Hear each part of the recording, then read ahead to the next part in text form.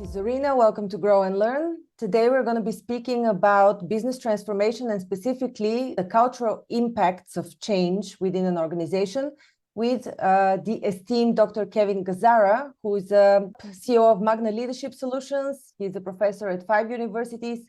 He has a lot of credentials behind his back and on his belt. I'm welcoming Kevin Gazzara, Dr. Kevin Gazzara.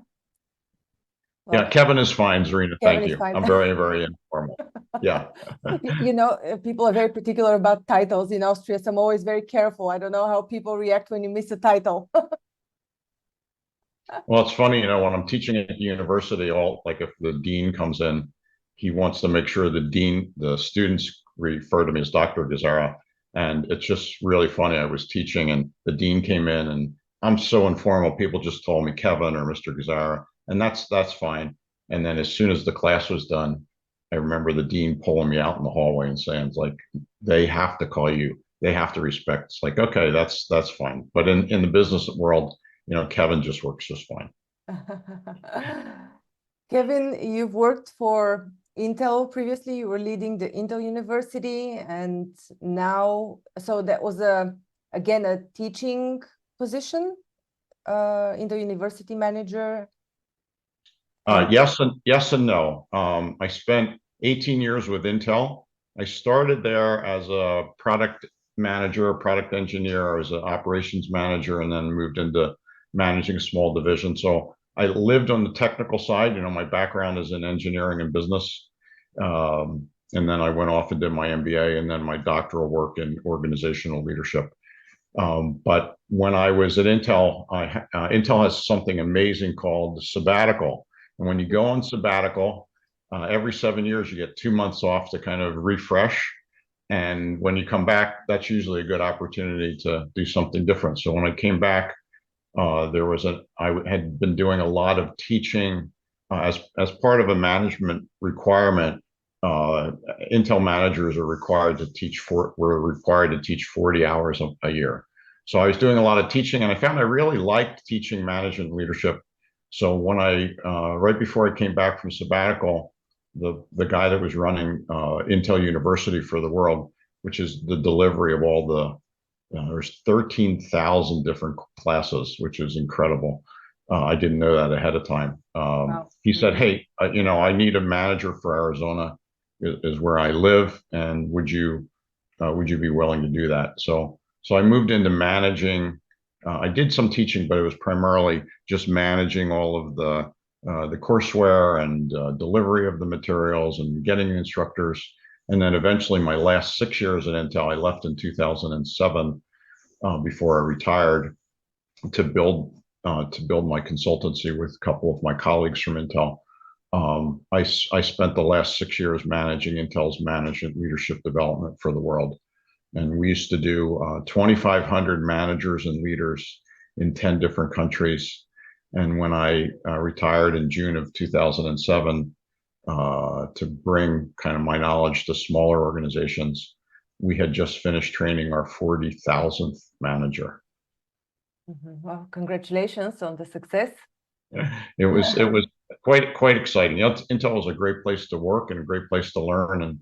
And for the last 16 years, I've been trying to help small to medium-sized organizations that don't have $10 million budgets for training and development of their leaders. Mm-hmm. So essentially, your company provides leadership coaching and mentoring, executive leadership. Yes, we provide that. We also have something, as you can see for those that have video, you can see we have something called our Leading Forward Academy. It's a 6-month program. It's designed for all levels of leaders. We've been doing this for the last 10 years. And it's really kind of integrating all the topics that particularly if you have managers that are just not performing at an incredibly high level consistently, hiring and retaining the best people, that this is generally a really good solution for companies. Mm-hmm. I know that you have come up with a very innovative tool, and I'd like to talk about the tool as well. But before we move on to this innovative solution, your last 10 years of work, have you seen or have you driven any significant changes in a company, something that you can share, that you can say, I went in this company and I trained leadership and this is what happened? Yeah, and in fact, it's interesting that you mentioned that. Our intent for the Leading Forward Academy, or the program that we have, is it's a 100% integrated grouping of workshops, of coaching, of peer coaching. It's information, it's mastermind sessions, continuous improvement, weekly activities. So it's this completely integrated system. So one thing that we don't do is we don't do training, right? That's one of the big problems. A lot of organizations that are trying to make cultural change says, oh, we just need somebody to come in and give us a leadership program or a cultural program, whatever. And the problem is it's usually a one and done. And as you know, and what we found out is culture doesn't change overnight, and that you need this so that it really becomes part of somebody's DNA. And that's the way we've designed all of our programs now, that they're systems rather than one and done events. And in fact, the last company we worked with, who had organizations in Japan, China, Amsterdam, or actually Zaltbommel right outside of Amsterdam, and several in the US, actually was good enough. I could probably give you the link. I don't know what it is off the top of my head, but they actually, we worked with them for 2 to 3 years, so we could get all of their divisions and 100% of their managers kind of indoctrinated into this. It's kind of a servant leadership type of approach. And we were able to change their culture, and they were good enough that on their main page that they have for their company, it's 300 to 400 people or so. They put a whole page there about how our approach really was able to change their culture to much more of what I would call a learning culture. So it is possible for any of those listening that you think you can do the culture change overnight and can bring in an expert for 8 hours and they can teach it to you. I'd say save your money. Don't do that. Just because the one and done doesn't work. It has to be something that's continually integrated into the work, so that all of the tools that you would get in that workshop, that you can apply them on a regular basis, so that people really live the change instead of just talking about it. Mm-hmm.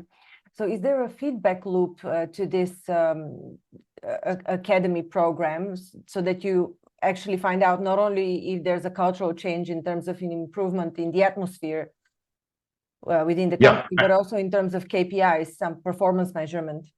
I know it's a hard question. Most leadership companies don't do any measurement of results related to financials, but have you done that? We have, right, and that's part of the system, that we have a tool that we use. Anybody can go and take a look at it. It's called easy360feedback.com. If you go there, and the first thing that we do is, for all the leaders that go through the program, we build a easy360 feedback tool for them. 100% anonymous, gives us a baseline of where they are. Many of the companies that we've been using it with have a set of questions that they want to focus on, like I want to get better at accountability or communication or approachability or output or whatever it is, right? So we may have a small set of questions that we can track over time, and then going through the 6 months, they get feedback, and at the end we can give the rolled up feedback to the clients to basically say, here's the improvement that you're seeing. Here's the KPIs that you told us you want to work on. And by the way, now the one thing that we don't do is we don't do it. It's an aggregate score. We can do it by plant. Like the last company we had 4 plants, so they wanted to separate them by plant to see if they could do that. So we're able to do that. But the one thing we've told all the managers or the leaders or the people that bring us in is that we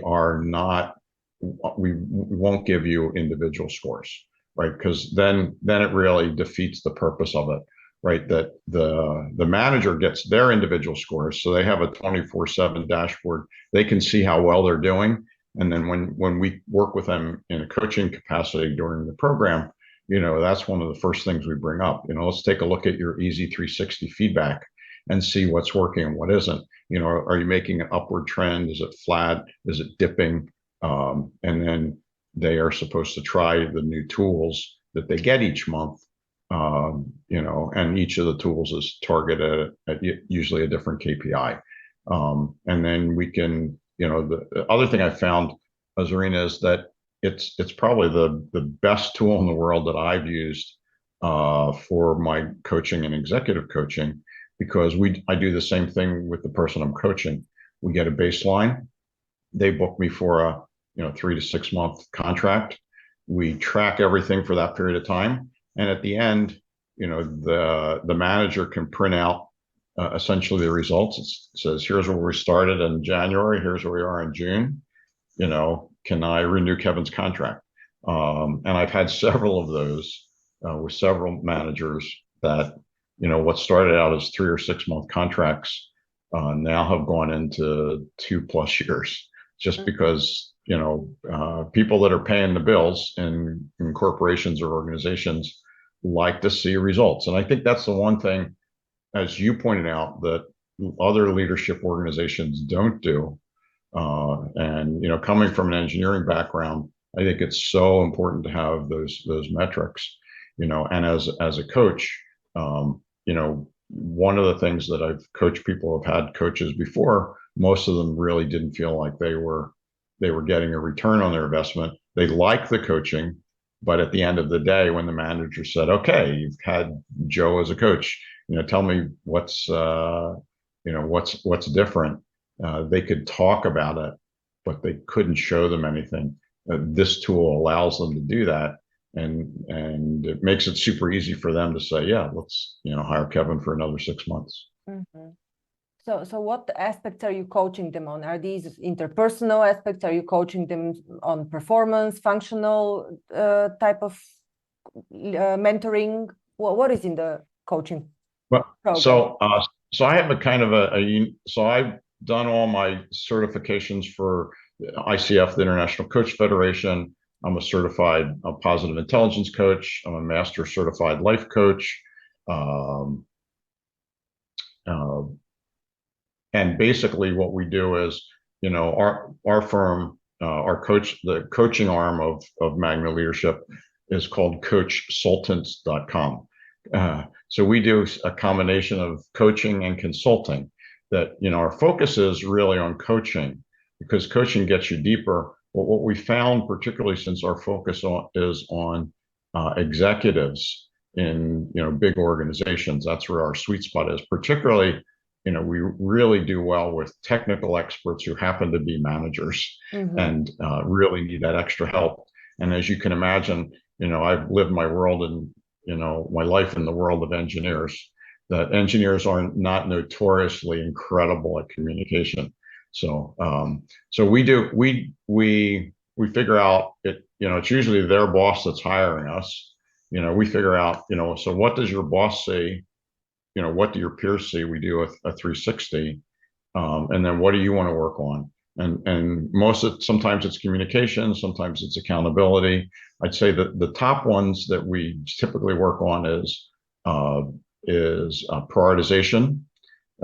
Communication is always the number one, right? That's the number one for everyone, regardless if you're an engineer or not. And what we know, in fact, we did a study about more than 10 years ago for about 1,200 leaders, and what we found was that the best leaders also had the best scores in communication. If you're a bad communicator, your leadership score is not going to be good, right? Mm-hmm. So if you can only do one thing, right, you can only get better at one thing, is get better at communication. And my tip to the people listening is, it's much more about the frequency than the intensity of the communication. Having that 5-minute conversation every couple of days with your people is a whole lot better than waiting till the end of the month and having an hour conversation with them, right? Because it gives you that iterative approach. In fact, those of you that the listeners that may know Marshall Goldsmith, so I've known Marshall for 20 plus years. Awesome coach, great programs he has. He did a study back in 2000 for about 20,000 people, and he found really if you want behavior change, the key is frequency of communication and interaction, not the intensity of it, right? So do more of the little tiny bits and less of the, here's our monthly meeting. I understand. And so let's assume now a 6-month engagement with you, with your company, and you're improving for sure this number one pillar, the communication. What are the underlying KPIs that you're measuring? Usually, well, I understand that they may be different for each company. Yeah. So typically, what is what people leave managers, not businesses, right?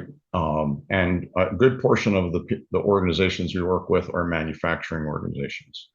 And in manufacturing organizations, I don't know how it is in Europe these days, but in the US, hiring and retaining good people to keep your lines running, whether it's making plastic bottles or it's car parts or it's steel, it doesn't matter. Getting labor to be able to run the machines and keeping it running has been a nightmare for pretty much all of our clients. So what we found is that that when we look at the exit interviews, and you have to make sure you're doing good exit interviews, because most people don't want to rock the boat, they just want to leave. But if you get people that are honest enough, particularly a lot of them, if you can get them to have a conversation after they left the company, so there's no repercussions, they're all going to tell you the same thing. That my manager wasn't approachable, they didn't listen to my ideas, it was a hostile work environment, it didn't feel like a team, people weren't held accountable, communication wasn't clear, of how I was being held accountable. Planning was very poorly done, so there's lots and lots of change. I spent most of my time doing reactive work instead of proactive. We weren't given sufficient resources, and usually one of those, 8 or 10 that I just mentioned show up of what the companies want us to measure. And what we found, Zorina, is that once you get the managers to connect on a personal level, right, where the workers feel like they truly can come to them without repercussions, lots of great stuff happens. Culture changes massively, and you don't have to listen to you don't have to take the requests from everybody. You can't do everything for everyone. What you do have to do is you do have to communicate with them of your appreciation for that.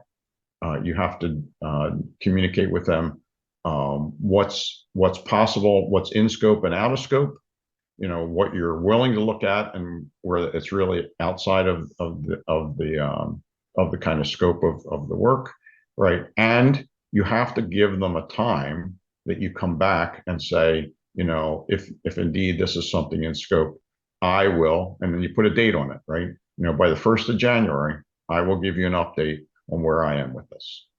And if you can do that, and you can really create that open communication, that servant model, where you're really doing things collaboratively, things can get pretty incredible pretty quickly. Mm-hmm. And with your specific experience in manufacturing companies, have you noticed some change driven by robotization and AI in the past year, in the past 9 months? I'm asking this because of the transformation happening, because not only ChatGPT, but significant also robotization driven by AI in manufacturing. For the companies that we've been working with, I would say within the last year, AI's come into discussion, but it has had little impact with regard to manufacturing because I think it's a lag time. Let's go back to the subject of leadership and of culture. You launched a tool called the Task Quotient, and it is a tool for assessment. What is it actually? Yeah, so it came out. It actually evolved out of the work that I had done for my doctorate, right? That it was a tool that I had to develop in order to prove my theory, to prove my hypothesis for my dissertation. And at a very high level, what it does is it looks at, well, there are three tasks that we all do on a regular basis. There are routine tasks. Doing your email that's a routine task. Very predictable. You have to kind of get it done in the moment while you're doing that. A quick response. Routine tasks. There are troubleshooting or problem-solving tasks. Unpredictable, but you pretty much have to get it done. Your computer stops working, or by the way, the person that is on the other side of your Zoom call is breaking up, so you have to reboot. Right? That's a troubleshooting kind of call. And then you have project work, right? Which is highly predictable, and you don't have to do it in the moment. There's not a level of immediacy. And if you look at that, pretty much everything that we do, and this was based around some work that was done by a gentleman by the name of Bill Daniels at American Training and Consulting. What Bill found is that there's actually these three tasks that we do, and you can place anything that we do in one of those categories. And what I recognize is that there are actually 496 discrete mixtures of those. And my hypothesis was that the Task Quotient tool identified is that each one of us has one of those. That if I can identify your ideal task mixture, that I can raise, and this is what I proved through my dissertation work, was I can raise your job satisfaction, your motivation, and also your empowerment. Doesn't guarantee productivity, but what it does guarantee is it guarantees you that you're going to be able to work, that you're going to be able to be doing work that's continually motivating and engaging, which a lot of organizations want. And at the end of our session here, mm-hmm. I'll give you a link, or anyone listening a link, and they can take as my gift. They can take the assessment. Normally we charge for it, but I'm going to give it away today, so you can take that. So once you find your ideal task mixture, then what we do is we work with organizations. This is part of our Leading Forward program. Is we work with organizations to help managers kind of build their days and weeks in a way that's highly motivating, and it's not changing their work. It's changing how they do their work and how they segment their work, right? So I don't know about you, but I know, like, when I went to university, I would say, Friday, I'm locking myself in the room, in my dorm room, and I'm going to write that report, or I'm going to do that analysis. I'm not coming out till that happens. And I don't know about you, but usually after a couple hours or less, I was bored and I wanted to get up and go get something to drink or eat or look outside or whatever it was. And the reason for that is because we only have a certain tolerance and what I call a cadence for each of the different task types. So now what I do is, when I kind of block out my day and my weeks, I make sure, instead of having that 8-hour project for Friday, is I know my tolerance for project work is about 2 hours or so. So I have 2-hour blocks for 5 days, and that gives me 10 days. That gives me 10 hours total to do that. And and the key is as you switch from one task to another, like the first thing I usually do is I do routine stuff in the morning, get the stuff out of the way, helps me do the prioritization. I can usually do routine work. About 30 minutes is ideal, 30 to 45 minutes. So I schedule the first 30 to 45 minutes to do that.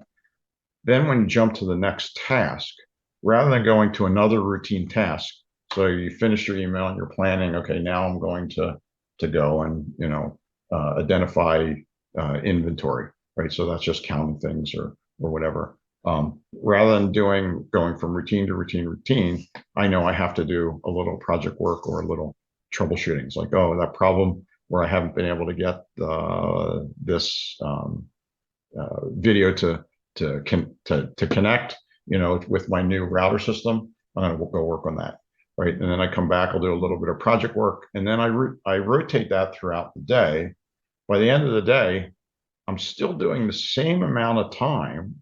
The difference is because what I'm doing is I'm feeding my task quotient, my ideal task quotient. At the end of the day, I might be exhausted, but I want to come back and do it again. Mm-hmm. And it's super simple, easy to do, incredibly easy to do. It's with managers. I think the only time where it doesn't work well is like for line workers, where they have to be there and they're feeding plastic into a machine or whatever. It's difficult for that. But anything that has to do with management, project management, soft skills, service, or whatever, most people have some degree of variety.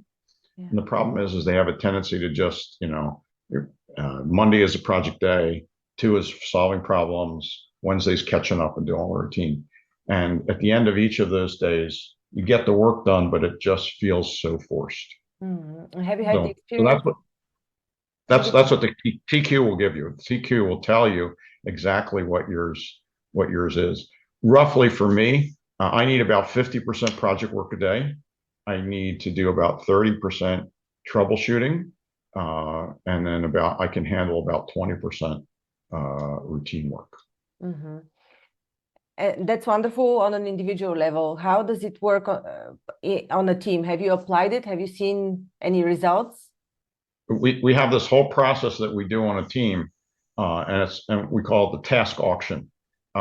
It's probably one of the most fun activities that we can do. Most organizations don't like to reorg, and we tell them don't do a reorganization, right? It's very disruptive, really screws up the culture. What you really want to do is you really want to allow the people to change their tasks. So I'll give you the quick description of it. So we get all the teams together. In fact, we wrote a case study. I'll send you the link as well. We did a case study for an IT organization with 18 people. What we did is we had them take the TQ assessments. They plot all of the work that they've done using this proprietary process that we have on flip charts. Get everybody in the room. I guess you could do it on Zoom now. Ideally, if they're there, it's even better. And then it will tell you which are the things that are motivating and demotivating for you. Since you have taken the task quotient, you'll know what your ideal is, and maybe you have 4 hours too much routine work, and you need 3 hours more of project work, and you need 4 hours more of or less of troubleshooting and firefighting. And then what we do is with everyone in the room and the manager is anyone gets 5 to 7 minutes, usually 5 minutes is enough. And we go around the room and they can sell any task that they want. Oh, they don't have to buy anything. Mm-hmm. They can get rid of any task that they want. I have a project task for, Windows implementation. It's about 8 hours that I want to get rid of. Or I only want to get rid of 4 hours of it. I'd like to work with someone. I love right? this approach. Yeah. And then what I do as the facilitator on Excel is we capture what the task is, who the person is, how much time it is. And then once everybody has gotten it out there, and by the way, you can sell your whole job. Mm-hmm. Wow. You don't have to, you can sell your whole job if you want. Once everybody's up there, and they've said, here's what I here's what I want to get rid of. Anyone can begin the bidding, and I act as the auctioneer, and ultimately the manager accepts or declines the bids. Mm-hmm. And then what we do is so there's no restructuring. We rebalance everything. And at the end of the day, if you're working with a team that has that ability, a larger team is doing very similar kind of things. Like these are all IT workers, right? They had the ability to low flexibility. If you have a small team, like where one person does manufacturing, one does purchasing, engineering, the process, you can get some advantage, but not anything significant. The real advantage that happens is that, once you're all done, and typically normally we can move 60 to 75% of the tasks, and once you have a team, well, it sends a great message from you as a leader, right? Is that, hey, I want you to work on stuff that excites you and it uses your talent, right? So let's talk about getting rid of the stuff that we don't. And because we use a process that shows where people are engaged and are not, they don't have to. It's not so. It moves very much from being subjective to objective. Mm-hmm. And at the end of the session, we move the 60, 70%, and there's always like 30 to 25 to 30% of crap work that people don't want to do. And every time I've done this, it's all the same. It's all administrative work. Mm-hmm. So the case study we did is they were getting ready to hire a network engineer, and they said, okay, how about if we, instead of hiring a new network engineer, which you're going to pay $80 to $100, $150,000 for, what if we took 100% of that crap work? So people got rid of 100% of what they didn't want to do. And as the new projects come in, that we distribute it across the organization. And then I'm just going to go hire a contractor and pay them $25,000 or $30,000 a year. And they're going to do all the work that you don't want to do. Mm-hmm. And we did that. And talk about KPIs, we were able to raise the level of job satisfaction with that whole organization 26.3%. Mm-hmm. We're able to maintain it for 18 months. And what was really key for the manager is we got their turnover to go to zero. Oh, wow. Zero turnover. Right. So anyway. Do they need to redo it again, the same process after a certain period? I guess to reassess again the tasks? Well, the thing is the process we give them, the managers, when they're meeting with them on a one-on-one, they have to do a check-in to make sure it's working. And then as new projects came out, what the manager would do is they would put up this diagram that we use to help people evaluate, whether they're going to kind of be in that creative zone or not. Is they would say, hey, I have this new project. It's X amount of hours for routine troubleshooting and project kind of work. Here's the skill set we're looking for. I know there's several of you in here. Where would that put you on the chart? Is this something that's really going to excite you? Is it going to be something you're really efficient at and good at, but you have done it so many times it's just to be boring as hell? Or is it going to push you so far into the anxiety zone that you're just going to be looking for a job? And if you can do that, then you can start allocating the projects to people, not that just have open time, which is the way it's normally done. Okay, who has time or whose project just finished? Mm-hmm. This way, it aligns that way. Fantastic. Yeah, I love that. Wonderful. I'm gonna take this tool for myself. What is the website where people? I'm gonna put the link below, but maybe you can also share it. Yeah. So if you want to go and take the Task Quotient assessment, mm-hmm. The basic one, which will give you your ideal, we have a bigger report that'll do not only your ideal, actual, and optimized, but this one will give you your ideal Task Quotient. If you go to Magna Leader, MAGNA leader.co, not com, .co /, and it has to be in all caps, GIFT, GIFT, all in caps. It'll give you access to so you can take it. Shouldn't take more than about 3 to 4 minutes, and it'll send you your report right away. Fantastic. Wonderful. And one last question. Well, what is the optimum, or rather the minimum team size that you need for this task quotient to work for a team? I would say probably a minimum I mean, you can do it with two people, right? But I would say most of the teams that we've done teams as small as 6, and we've done teams as large as 24. Mhm. An ideal size is usually 12 to 18 is the norm. But what I would say is it's not so much the size as the ability for people to be able to share tasks and so forth. If you have very, very segmented jobs, it makes it more difficult. But if you're like running a call center, if you have a project team, if you have a program team, if you have any kind of organization, purchasing, whatever, where you have different clients, but you're all doing the same kind of stuff, this tool is amazing, and I guarantee, I'll give you a 1-minute example. We were hired to do a pharmaceutical company back in Washington, D.C. And the problem was their turnover had gotten into like 33, 34%, right? And the problem was it was taking 2 years to train these individuals in the pharmaceuticals. So they didn't know what to do. So one of our colleagues said, "Hey, I've seen your task quotient, your